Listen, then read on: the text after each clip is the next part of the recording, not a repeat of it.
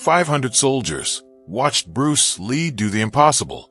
And when it was over, the general, a man who had commanded troops in 2 wars, who had never bowed to anyone, stood up from his chair, walked to the center of the room, and saluted. This is what really happened at Fort Bragg in the summer of 1969. This is the story nobody talks about. And once you hear it, you will understand why. Fort Bragg, North Carolina, July 1969. A Thursday afternoon, so hot the air shimmered off the parade ground like something burning. The United States Army Special Forces Headquarters.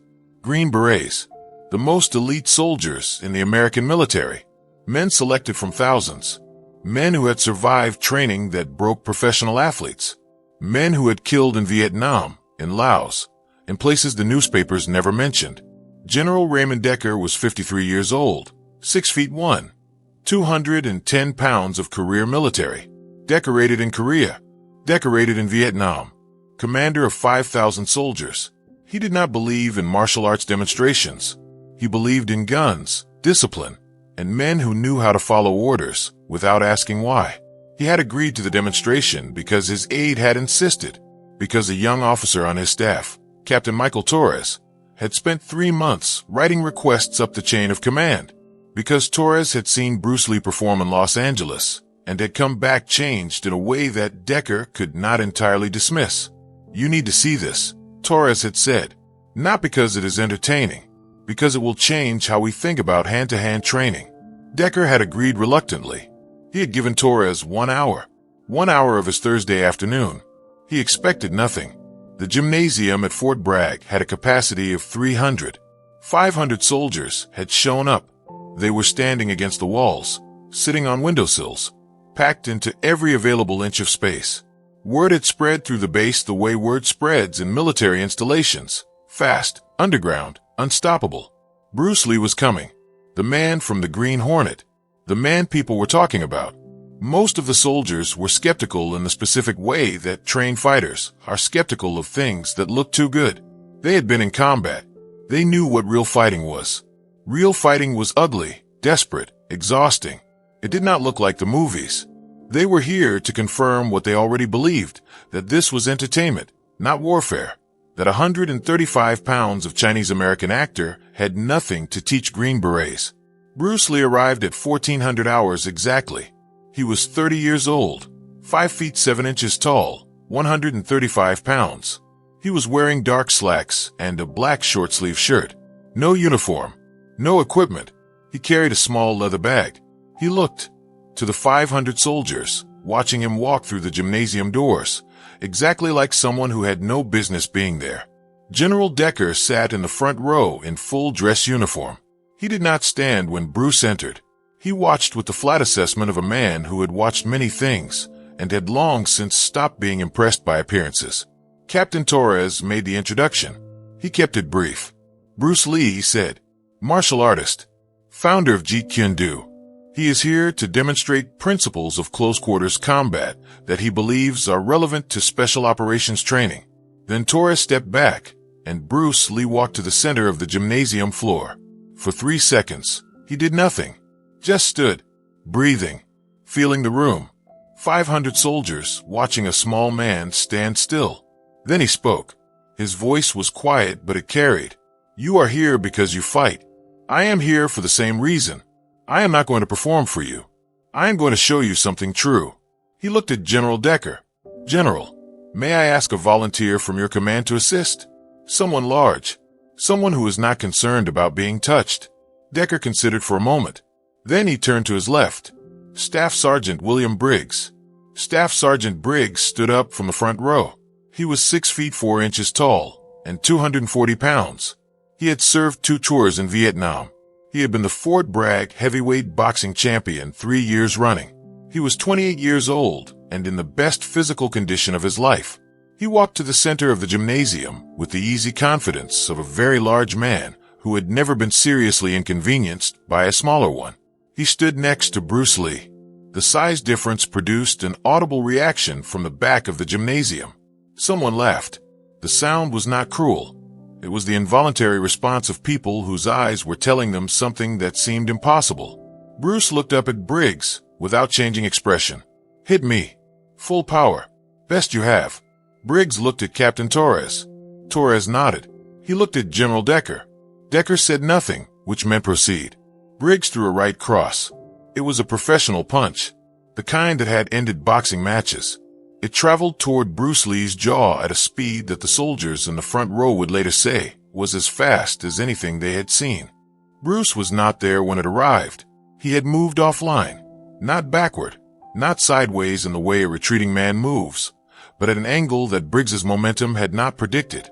A step that placed Bruce on Briggs's outside, while Briggs's arm extended through empty air.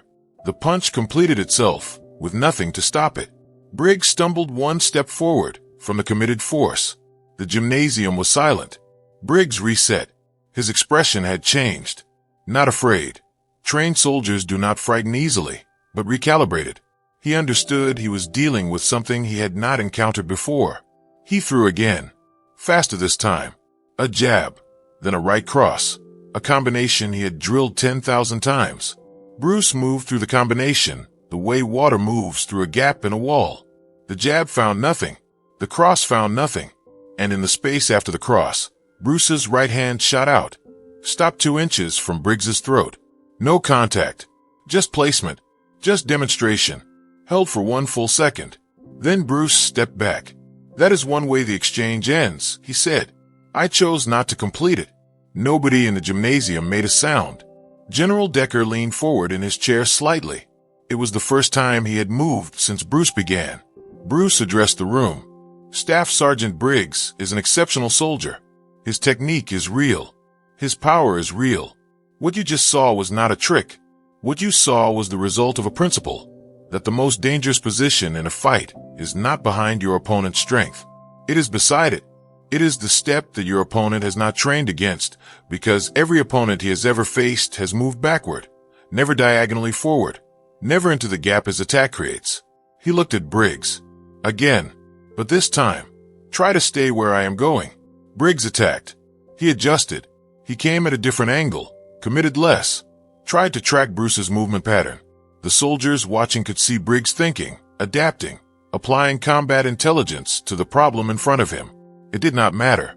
Bruce moved again, the same minimal displacement, the same step into the blind angle. His left hand touched Briggs's lead wrist as it passed, redirected it 3 inches. In the same motion, his right elbow was at Briggs's ribs.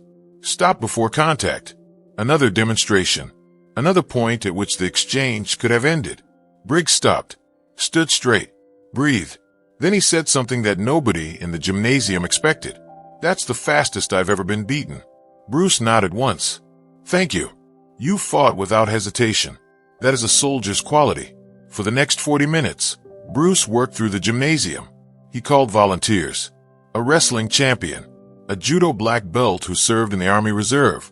A combat instructor from a Special Forces hand-to-hand program who had been skeptical since the moment Bruce walked in.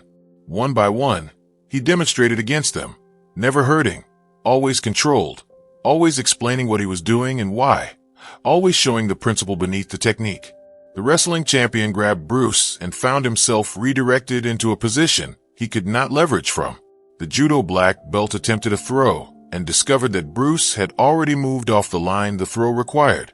The combat instructor threw combinations and watched every one of them arrive at empty air while Bruce's counters, always stopped short, always controlled, accumulated in the space around him like evidence. 500 soldiers who had come to watch a demonstration were no longer watching. They were studying. The skepticism had left the gymnasium somewhere around the 8th minute and had been replaced by something rarer in military settings, open curiosity, the willingness to be wrong about what they thought they knew. At the 40-minute mark, Bruce paused. He stood in the center of the gymnasium floor, breathing normally, not sweating, not winded. Around him, 6 soldiers who represented the best hand-to-hand fighters on the base were in various stages of recalibration, not injured, not humiliated, but fundamentally surprised. Bruce spoke to all 500.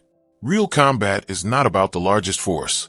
It is not about the hardest punch or the most powerful man. It is about reading the moment before it arrives.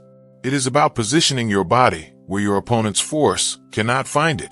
It is about economy. Minimum movement to achieve maximum result. He paused. Everything I have shown you today can be trained. The principles are not gifts. They are skills. They require work, and they require a willingness to let go of what you believe you already know. General Raymond Decker had not moved from his chair in 40 minutes. He had watched everything without expression, or what those near him believed was without expression. Those close enough to see clearly would later say his face had changed sometime around the 20th minute, that the flat assessment had shifted into something that looked, in a career military officer, remarkably like wonder. Now he stood. He walked from the front row to the center of the gymnasium floor. 500 soldiers watched General Decker, two-star general, commander of Fort Bragg, decorated combat veteran, walk to stand in front of Bruce Lee. He brought his right hand up in a formal military salute. He held it for 3 full seconds. Then he lowered his hand and extended it. "Mr. Lee," he said it the way commanders speak when they have decided something. Cleanly, without qualification. The United States Army Special Forces Command would like to invite you to conduct training with our instructors. Not a demonstration. Training. Bruce Lee took the general's hand. He shook it. He said simply, "I accept." The gymnasium erupted. 500 soldiers, men who had survived selection programs and combat tours, and 2 years of training that broke professional athletes, applauding a 135-pound man in dark slacks who had just proved that the largest force in the room was not the most dangerous one. In the months that followed, Bruce Lee conducted 3 additional training sessions at Fort Bragg.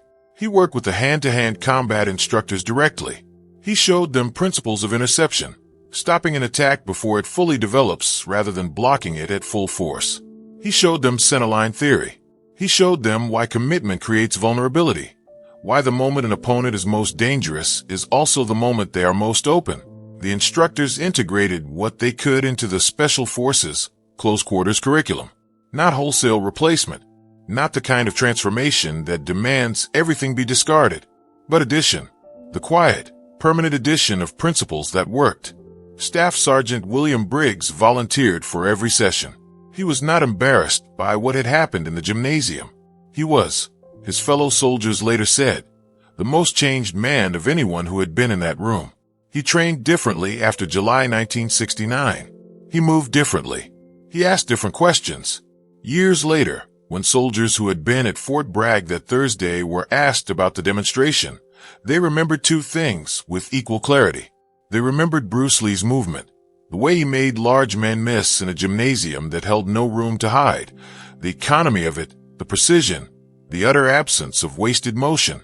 And they remembered General Decker's salute, a career military officer who had given that gesture to the President of the United States and to fallen soldiers in caskets, and to no one else, standing in a gymnasium and offering it to a 135-pound man who had just shown 500 of his soldiers that everything they thought they knew about force had a gap in it. One of the soldiers in that gymnasium that afternoon, a young corporal named David Park, who would go on to a 30-year career in the Special Forces, said something in an interview decades later that captured what the room had felt. "We thought we were going to watch a movie, show us tricks. Instead, we watched a philosopher show us a truth. And the general saluted the truth." That's what I remember. Not the techniques. The salute. Because Decker didn't salute Bruce Lee the man.